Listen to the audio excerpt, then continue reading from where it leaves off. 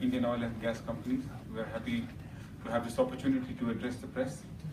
I request Honorable Minister to first give his opening remarks, following which there will be a question and answer session. Honorable Minister.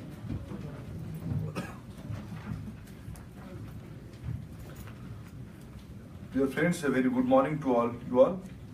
I thank you for joining us today. I had come to Houston for the first time during July last year to hold a roadshow for bidding the discovered small fields. It turned out to be a huge success as 31 out of 46 contract area are being allocated despite low oil price.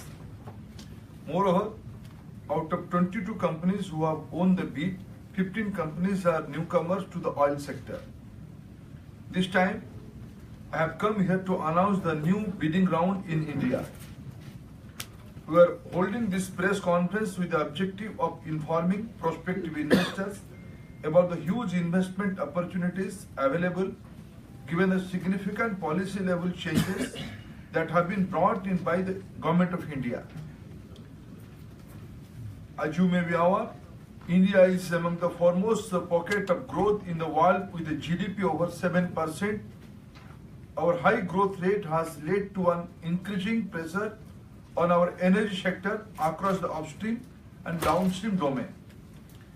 India is the third largest oil consumer in the world, which is a clear indication of the importance of petroleum products in our daily lives. Also, according to the IEA, we are likely to contribute the most to the rise in the global energy demand over the coming decades.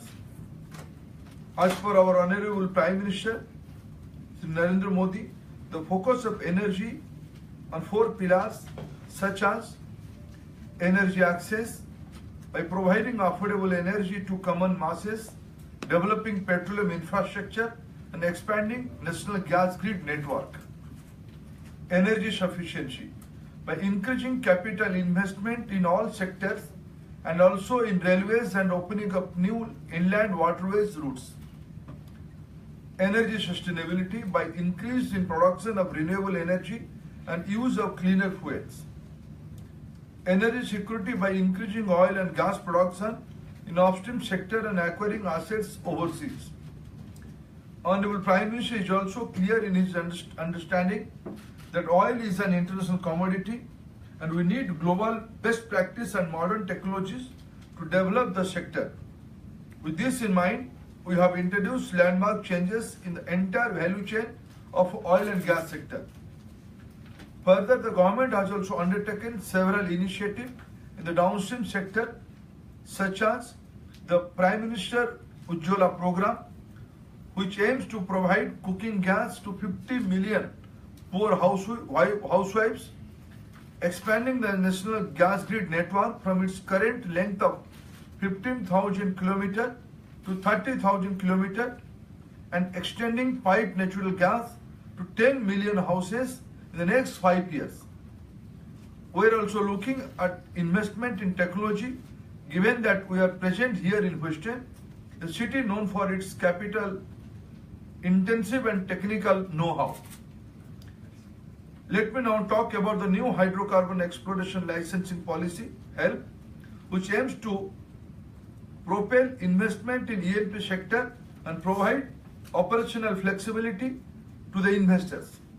Some salient features of this policy are issue of a single license to explore conventional as well as unconventional oil and gas resource. Freedom in pricing for crude oil and natural gas product, the new fields. Freedom in marketing for crude oil and natural gas.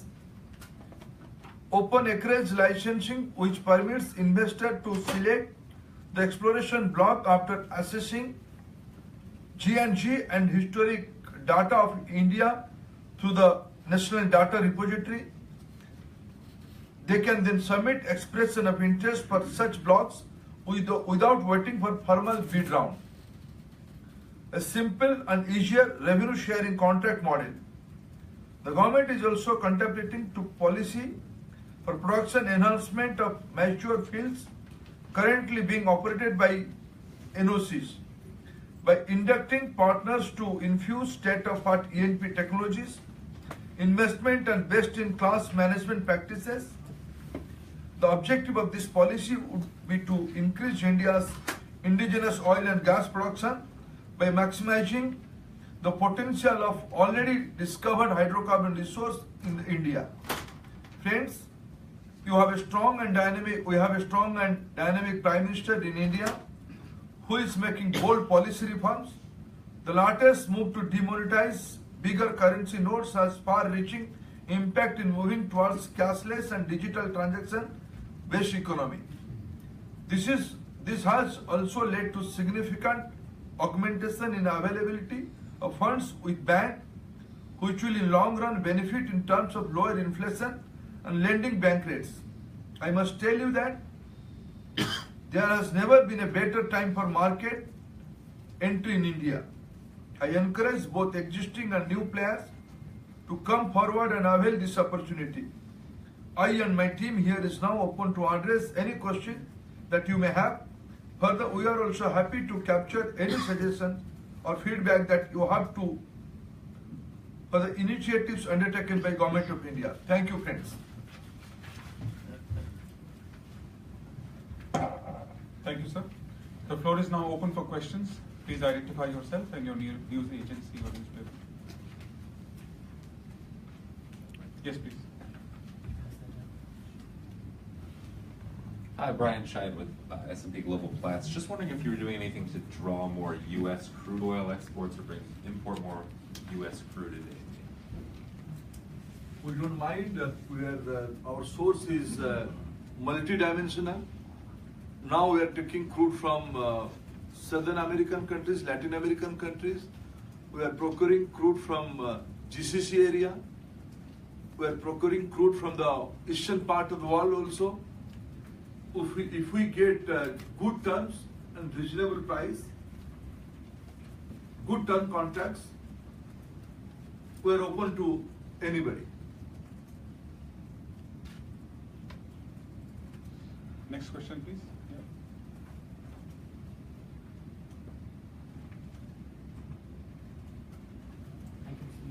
Lalit Shah from PTI Press Trust of India. In the press conference just immediately before you, the IEA Executive Director said that India is moving to the center stage of global energy. Do you agree with his assessment, and what are the future plans for India to import oil and natural gas? I have mentioned in my note, let me share one observation by IEA. In the next 25 years, next 25 to 30 years, now India is the number 3 consumer in the world in absolute numbers, in the raw energy data. Still our per capita consumption is very low. We have aspirational society. Our GDP is very robust in future. So there will be huge demand on energy. And the next 25 to 30 years, the incremental growth out of 100, 30% will be in India. This is the highest in the near future with any part of the world. So as a commodity, energy is the destination for India. This is the observation of IEA and some other agencies also. Mr. Harry Weber. Harry Weber from Platts. Can you talk a little bit about LNG imports from the U.S. and how that is expected to grow over the years, and the infrastructure, pace of infrastructure to deal with regasifying and so forth? Last time when I was here, I have visited some of our investment in American shale industry. One of our companies already booked a long-term contract. The gas will start moving from 2018. Our booking capacity is around 6 million metric ton, and the LNG facility, the gasification facility, gasification facility at Sabin Pass, liquefaction facility at Sabin Pass. One train is made only for India. We have already engaged with American shale market, and in future the kind of incremental requirement we'll have and the kind of reasonable price we are finding in America, we may have some more engagement with America. Mr. Henry Trix.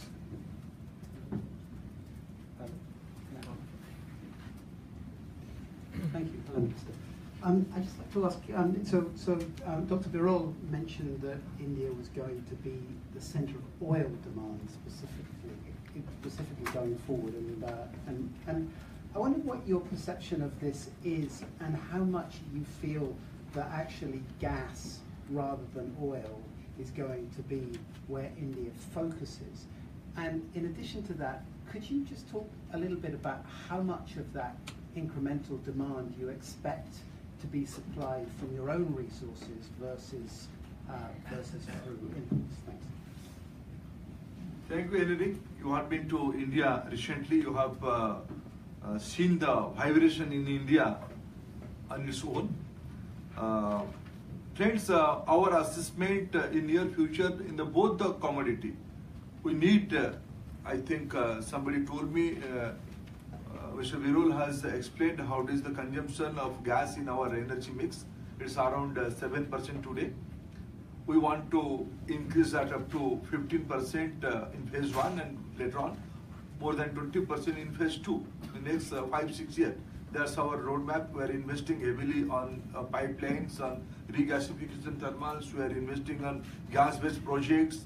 We have a huge urbanization plan in India. We have ambitious plan to link CGD, city gas development networks, to all these smart cities to be built up in India. And as I said, the per capita income in India is growing as our GDP is growing. If I give one example of last 2 fiscal years, in comparison to diesel and petrol, HSD and MS, MS is little bit higher growth in comparison to HSD, because in India now bicycles are replaced by motorbikes, because the aspirational society in their home they want to bring due to new economy, due to empowered economy. The vast majority of the countryside now converting their lifestyle towards a more comfortable one. They need energy. Now India has a plan to, after independence, 70 years of independence, around 1/3 of the population are yet to be connected with energy. Now this government of Prime Minister Modi is very focused to give energy justice to all the citizens. So in both the way, oil and gas for the transportation fuel, and in India we have a very ambitious plan to use LNG as a transportation fuel. Very soon we are going to notify LNG as a transport commodity. All technical and scientific experiment has been completed in our competent agencies, and when we will be utilizing LNG as a transport fuel in long haul transportation, in marine transportation, and in the city transportation, that will add on our consumption. Regarding our own resource, this is very now we want to double our production capacity. Now we have a production of around 80 million metric ton. Now in the next 5 to 6 years, we have target to double that by around 150-55 million metric ton. The policy, what is the basic, what is the core of health? We want to augment our own production through transparent, market-friendly policy. We want to increase our production. We want to invite investment. We want to have a business-friendly ease of doing business mechanism in our industry. We want to augment our production. Next question. Yes, you've spoken quite a bit about investment opportunities for upstream in India. Please identify yourself. Edgar Yang with OPEC, Oil Price Information Service. I wonder if you could talk a little bit about investment opportunity downstream in India. In India, if I cite one example, some of the oil majors has already taken permission, taken license from our system for the downstream marketing. One of the major players will be BP. BP has recently taken license from aviation fuel and for transportation fuel. That apart, oil majors like Rosneft has invested heavily. Trafigura and Rosneft, both of them have invested in our market. They have bought one big refinery and with a good marketing chain. And that apart, we see petrochemical is a sunrise sector in India. Our per capita petrochemical consumption is around 10 kilogram equivalent. We see petrochemical as a commodity of common man, commodity of day-to-day use. Here we see a huge investment opportunity from outside. That apart, in gas pipeline, in city gas network, we are expecting good investment from outside. Next question, please. Thank you. Ed Crooks from the Financial Times. The Energy and Resources Institute suggested recently that India might not need to build another coal-fired power plant after 2025. I was wondering whether you think that's a plausible projection and whether you're planning for that. Let me be very candid on this issue. I am not the major pollutant of the world environment. My per capita energy consumption is one of the lowest in the world. I have abundant availability of thermal coal. Now I want to create a different segment of market for agriculture, for poor society of my country, poor section of society, low income group. I will be continuing to produce coal-based energy. My strategy is to fulfill renewable energy, gas-based energy for our incremental requirement. We will have a mix. So for in near future, India will continue to produce coal-based power. Next question, please. This is Eunice Bridges with Argus Media. I was wondering if you can confirm that the process to merge ONGC and HPCL has started, and whether you think other mergers likely between state-run oil or state-run companies. It's a surprise to me. It's a good news for me. You have that information I don't have. Recently, in our budget announcement, Honorable Finance Minister has indicated the government's strategy, government's policy. There will be merger, vertical merger with some of our entity. The respective entity are talking, they are doing due diligence. They are at this very preliminary stage. They are talking to each other. They are exploring the possibility who will merge with whom and what kind of organization will be there in future. Certainly, I can assure you one thing: there will be a single entity in Indian market. There will be multi-entity. We'll have a mixed basket, and we'll have some unitary company. We'll have some big company.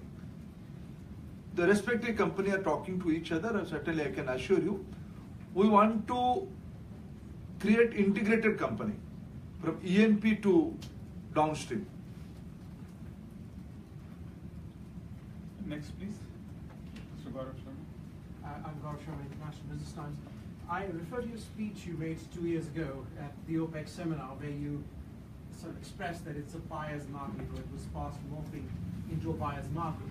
Now, in the 2 years hence, have you seen any progress, and do you think OPEC is communicating better with you in terms of pricing oil better? Still, I stand by my statement. Today it is buyer's market. Buyers will dictate the principle of the oil trade. Simultaneously, we should not kill the E&P industry of the world. There must be a balance between producers' interest and buyers' interest. It's not contradictory. In that meeting, if you can remember, we have from India, we have coined a word, reasonable price. So I think now whole world is talking about reasonable price. The recent American election is fought on the reasonable energy price. So as a big consumer, as a responsible consumer, again I am reiterating, we don't want to jeopardize the producer's interests. But simultaneously, consumer must have a final say, final choice, multiple choice, and reasonable price expectation from the producer. India stands